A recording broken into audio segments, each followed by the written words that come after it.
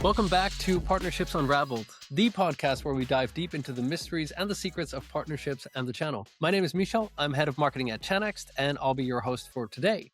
Now, I'm really happy to sit down with Christina Tubb, America's Director of Regional Alliances Managers at Ping Identity. It's great to see you. How are you? I'm doing wonderfully. Thanks. How are you doing today? I'm doing great. I think it's the start of your day, end of my day. Great ending to mine. Hopefully a great start to yours as well. So, hey, before we dig into the meat of it, could you give us a quick introduction on your background, who you are, and what you're up to at Ping Identity? Yeah, so I've got a fairly atypical background for US exec.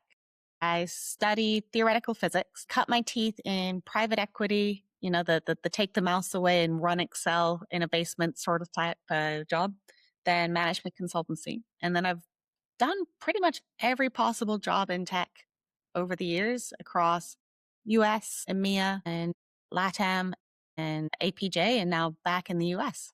So it's been a really, really fun run. That's phenomenal. Okay, so we're going to take the theoretical physics conversation offline because my grandfather was a theoretical astrophysicist. So I'd love to talk with you about that, but not on this podcast because it's not called Theoretical Physicists Unraveled. But so your career is fascinating, I think, from where you started to where you are now. But I think also something interesting there is you've kind of run through some defining moments in tech, mobile banking in emerging markets, biometrics in COVID, and now identity security in the AI era. Now, I can imagine that every part of that journey kind of shaped how you see partnerships, both the relationships, but also like the overall dynamic. I'm curious to hear what the common thread is between all those experiences, because I keep asking people what was different. Now I want to know what was the same. What kind of worked for you throughout all those experiences? First thing is, I really believe that with chaos comes opportunity. And when there's chaos, you have two options. You can run away from it or you can run straight into it. And I always like to take the second. It's so much more fun. The second part is it's the human impact of it. When we were doing mobile banking for the unbanked in Africa and the Middle East, we had this one experience where it was an army that was using mobile banking to pay their staff because they used to go AWOL to take the cash, walk 2 days back to the village, give it to their wife, walk back. So I said, well, if we use mobile banking and we use USSD and SMS payments basically, and they can send the money straight to their wife that way to a village which didn't have the money to have a brick and mortar bank, let alone, internet banking or anything like that, then they don't have to go AWOL. That was great. What we didn't realize is there was so much graft in the military that it was basically a 20 to 25% pay increase for the soldiers. The upper echelons hated it, and the lower echelons, they actually said, and I can't give you the name of the telco, but they said, we prefer fighting for this telco versus fighting for the government because the telco pays better. So you have these experiences where you go, oh, this worked, but not at all in the way I expected. So we had to really roll back a lot of things in that deployment to make sure that it was branded and that all the payments were branded for the government and not for the telco. So it's the human aspect is so unpredictable. And that's the fun part. Yeah, no, I love that. I think when you ask people what lessons have you learned throughout your career, this might be quite a unique one. I I also do think the irony of it is obviously that even in a situation like this, it is about understanding the ecosystem. It is about understanding communication through the value chain, even though in this case, you come to a very, very weird conclusion.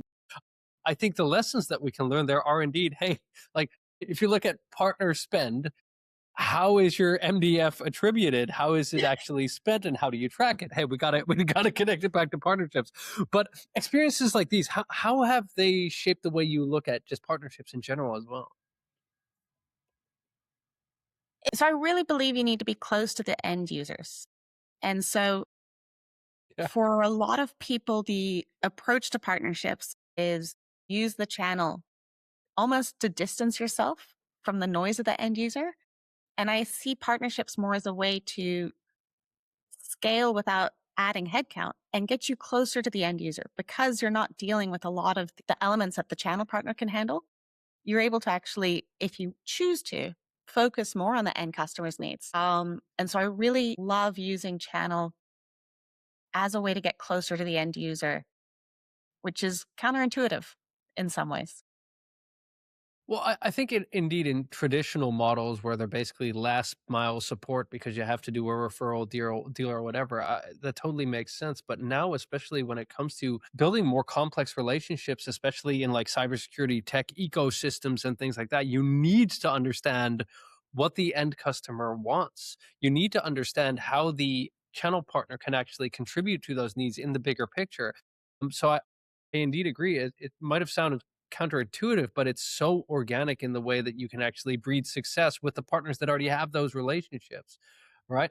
And the end customer is what it's about at the end of the day. And if you look at it from a language, from a cultural perspective, as a US multinational, it's going to be very hard to understand the nuanced requirements of customers in every single country across different verticals against different requirements. By having channel partners who can help to distill that and translate that for you, you're going to be a lot more powerful. But that think global, but act local, it's nowhere is it more true than in the channels org. Yeah. No, I can imagine. I was just thinking like, and we'll talk about Asia a little more in the the upcoming minutes, but when I was trying to break into Singapore as a market in a previous role I had, I noticed that people were happy to talk to me, but every single one of them said, "Hey, do you have a local reference? Do you have a local reference?" And I think if I would have gone through a channel as opposed to direct, I would have circumvented that issue. And you basically bank on the relationships that already exist as opposed to starting from the ground up. So I think there's so much value there. But I think you raise an interesting point and a good one. And that's that even if you know that you can build these relationships through the channel, you can't just put your standard playbook on every single vertical, on every single geography. It's just not going to work. You need those eyes and ears on the ground to understand market dynamics. The role of the partner within these geographies is also really, really important. Yeah, it's a really complex web of kind of variables, but if you have the magic formula, you're going to win. Yeah. And to your point of breaking into Asia, everybody in the markets where I've operated, Asia, Africa, Middle East in particular, they've seen multinationals dip their toes in and drop back out. And having someone that you know is anchored in your region and who's going to be there supporting you for the next 15 years and who cares deeply about their relationships and their reputation, it's necessary. Otherwise, you're taking a very big risk that the multinational is not going to dip their toes in and back out. Yeah, you need that commitment, especially when it comes to cultures that are more focused on that long-term relationship building and long-term strategy in general, which is a nice little segue. You ran channel and alliances across Asia for Ping Identity, and now you're back to the US leading channel for the Americas. Talk to me. What happened? Good things, bad things? Yeah, I've been gone for so I've lived in 10 countries over the years. Wow. And I've been out of the States for the last 17 years. And it's such a special time for my family. My parents are in great shape. My daughter is not yet a teenager. She will be soon. And it felt like one of those moments of lightning that you can capture in a bottle. You only have that Venn diagram where the kids want to spend time with the grandparents and the grandparents are in really good shape and want to do fun things with the kids for so long. I couldn't not take the opportunity. So we had the opportunity. My husband's French. He had an internal transfer opportunity to the US. I had an internal transfer opportunity to the US. You had to take it, right? Stars aligned. And what kind of learnings did you take with you from Asia that you feel like you can apply to the Americas when it comes to your current role? It's a good question. Asia was so formative for my career. In emerging markets, if you're not a builder, you can rapidly become irrelevant. So I've seen a lot of people sit around and say, I need more headcount for this. I need more headcount for that. I need more headcount. In Asia, you just kind of get down to brass tacks and you build. And I think sometimes that can be a bit destabilizing for my career, for my colleagues here in the US when they see me go, "Oh, I have a problem. Let's fix it." But it's something that I learned. And it's quite fun, right? You're working for relatively large brands, but you're a startup in effect because with time zones and everything, there's no cavalry that you get to call. So that's the first one.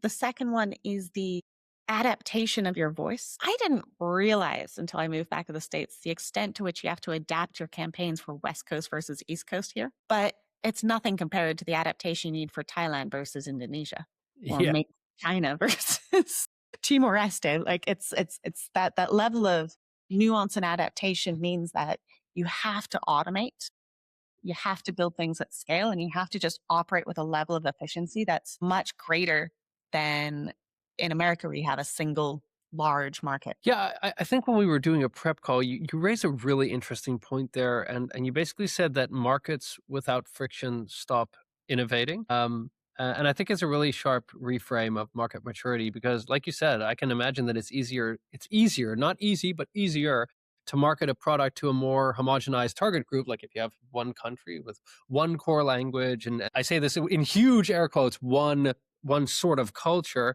then an area which it might be just as big, but has 50 different cultures, 20 different languages, different market maturities, different economic maturities, different market pressures, etc. How do you, I mean, you just mentioned you already see the differences between the East Coast and West Coast, but do you see this dynamic, this more kind of this smaller look, keeping on innovating? Do you see that showing up in how vendors and partners go to market in the US now compared to Asia or EMEA? Absolutely. If you look at it, so this is the example that I love. It's in New Zealand. The birds there never had any predators. So they lost the ability to fly. They lost the ability to fight back. And now, you've got predators and they're absolutely getting destroyed. And I think that you need to run through that crucible to get better. And having those limitations make you better.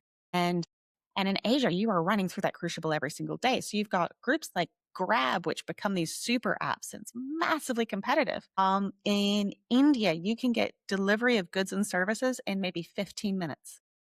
Incredible stuff that's happening. And you don't have that same level of urgency to serve here. You have a lot of people that talk about building generational wealth, but that urgency to serve and that urgency to capture even like a $1, $2, $5 to do things faster, better, cheaper. It's very different here. It feels sometimes the US feels almost squishy in that side. The other big thing is it's people live out in the suburbs. It's you work remote. There's less face time in the office. There's less community. You're not in such a dense area crossing across one another every single day. So that pollination of ideas and experiences across class, across socioeconomic factors, across nationalities, it's different here. It doesn't seem quite as frenetic as you would in downtown Bangkok or downtown Jakarta with 40 million people living there. Yeah. Yeah. So it's and then at the same time, Thailand has the same GDP as Minnesota. And in the US, you don't see somebody doing a full tailored GTM with different tax rates, language, go to market just for Minnesota, the same way as you Thailand. So it's interesting. And I think we're gonna have a big wake up in the US eventually, as some of these titans come from Asia and start to shake things up. Yeah. No, I hear you. I think a large part of this is also if you're working with these far more complex target demographics, you need to be so much more intentional, right? Because there's so many more points of failure. And indeed, if you have a larger homogenized target market, you can try something. If it doesn't work, you try something else, you tweak this, you tweak that. But if you have so many different target markets, you can be going in the entirely wrong direction. And if you fail there, you fail hard. So indeed, being intentional around what you do and building, I think it's such a great point. I'll never forget. I wrote a stupid little article on LinkedIn like 10 years ago where I said every company is a startup. And the whole idea there is that you basically have to feel like you're taking ownership of everything you do as if it's your own company. Because that's the only way you can actually be honest with yourself, drive positive change. And obviously you'll have the blockers and the positive sides of a large company around you. But having that intentionality, saying, I want to launch this now, here, and going through that gamut or crucible, like you said, I think that's a really good one, is so valuable for any person to experience because I look, I have not had the global career that you've had, but I've had the opportunity to work in very many different countries. And the one thing I always did at the start was I left my assumptions at the door and I just listened. I tried to figure out, how do these people want to do business? Not with me, but in general. And how can I adapt to that mode of business? And I think that's another part of continuously innovating, right? We can do that on a personal level. So I think your point lands on so many different areas. Like, as an organization, you need to continue to innovate. As a person, you need to continue to build and innovate. And I think it's critical for the time to come, especially now that people can basically spin up apps in 10 minutes and put like a big company out of business, right?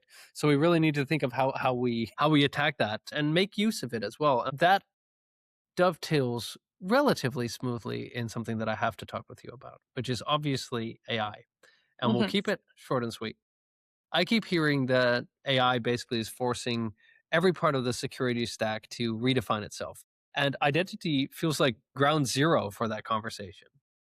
You're leading the channel for an identity company at pretty much the exact moment when the industry is asking, what is digital identity? So talk to me. What does a digital identity even look like in 2026? And why is the channel so important to the success of digital identity? Two parts, right? Digital identity is a transformation of us. I mean, this right there, this is a type of painting that's been done in the Northern Territory of Australia for 30,000 years. And in Wow. 30,000 years, we have recognized one another by our flesh and blood elements, our voice, our face, our eyes, all of that. And and we've maintained that over the digital transition up until now. Deep fakes are so good. And it's a continuous arms race. And the bad actors have developed basically multi-level marketing pyramid schemes to go after you. So you get breached at one level, and then they'll cascade the ability to breach you across to multiple actors, and everybody goes after it at once. So the way that we've recognized people doesn't hold true any longer. And there are going to be a couple of approaches. One will be more of a move towards self-sovereign identities. So people own it and it's decentralized identity. And you Hmm. have the cryptographic ability to sign and say, yes, this is me, Christina Tubb, but I'm not going to give you the information that it's Christina Tubb or my date of birth or anything. I'm just going to say the French government has verified me and that should be good enough for you. Or it's going to move to Ooh. massive centralization and the required to do much more verification and all of that. And there's a lot less money in the first one than the second. So I think the US will move more towards a centralized model. And I think Europe might move more towards a decentralized model. But the markers that we've used to identify one another are done. It's toast. You must have verified trust, and it must be verified trust that your machine is known and that you are the human, the carbon based life form behind the action. And that's the next reality. And I think you're going to get a huge bifurcation in how countries and corporations respond to it. That just blew my mind right there. I've never seen it that way, and it also posits a bunch of kind of complicated and maybe scary questions. I mean, on the one hand, the decentralized part to me makes almost like intuitive sense, right? If you The look at, USA. yeah. No, but if you look at something like Apple's a secure enclave, right, where your biometrics, they're not stored, right? They're Yes. you can't access those. I think that makes a lot of sense. Then the first thing that comes to my mind is like, oh, well, I mean, the first thing everybody's going to hack is those verification method, right? And that's where digital identity verification becomes so incredibly important. But I mean, on the other side of things, the centralized verification, like I can't even wrap my mind around how you would make something like that work. I mean, also because of my like lack of technical expertise in this area, so I've got to be honest. But to me, that seems like an insane endeavor. But yeah, from a That's insane. In India, there's an API where you can run the API. Using the API, I could look at your face, I could recognize you, and it can say, yeah, send Michelle some money using the banking API because we've identified his destination bank account. oh That level of centralization already exists. Now, how do you deepfake proof that is the next layer? yeah, Well, Uh, exactly, and that's kind of thing, and that's where, and this is a bit of a sidetrack here, so we won't talk about it for too long. But that's where the whole concept of cyber physical security to me is so interesting to have physical verification. But then again, if your system is hacked, what does the physical verification matter, right? It's if someone's spoofing your entire device, what difference does it make? So it's a complicated domain to be in right now. it is. And it's fun. I mean, with chaos comes opportunity. We're on the side of the good guys, and that's always a great feeling. That's a really good point. And how are your partners navigating this upcoming potential chaos? They're all in, to be frank. I think that it's a really scary time for a lot of people in tech because AI is able to automate some of the grunt work and some of the less glamorous work, which oftentimes got outsourced to vendors, to channel partners. At the same time, the pace of desired innovation, the risk of doing anything wrong, the risk of inaction has all increased tenfold. So, in this industry in security, you can either be AI forward or you can be obsolete. And those are the only two options. And yeah, it's kind of just where we are, right? Yeah, no, I completely agree. And I also feel like with every technological revolution, when you're standing at the precipice, you really don't know what it's going to be like moving forward. And even though I feel the same thing as many other people feel, which is like a lack of clarity, uncertainty, also enthusiasm, because I think there's some amazing stuff happening. I try to stop myself from making assumptions. I want to see this play out. We don't know yet, and there's also a lot of good stuff that we can build and make happen. And like I said, I think every single person standing at the precipice of a technological revolution or any type of revolution, an industrial revolution, saw and felt these same types of patterns. So I'm really curious to see where it goes. Yeah, same. Transparently, I have a lot of anxiety about it because I don't know where it's going to go. And I don't know that we have the governments in place to manage any negative fallout and to make sure that we're prioritizing humanity and the planet through this change. So, the way that I manage that anxiety is I've gone really deep into things such as the upcoming standards for identity for AI and saying, look, can only manage what's in my circle. And so, in my circle, I'm going to make it doing my darn best to help ensure that people don't get their identities and livelihoods taken over by bad actors using AI. And that's kind of the circle, right? And if everybody picks a little circle, we can do better as we go through this transition. But if people don't pick their circles, it'll be a harder transition. I completely agree, and I just want to emphasize on how important it is to take a look at this from that perspective. Like being intentional and doing the right thing within your sphere of influence is all you can do, but it's also monumentally important for every single one of us. And I recently recorded a podcast with a VP from IBM.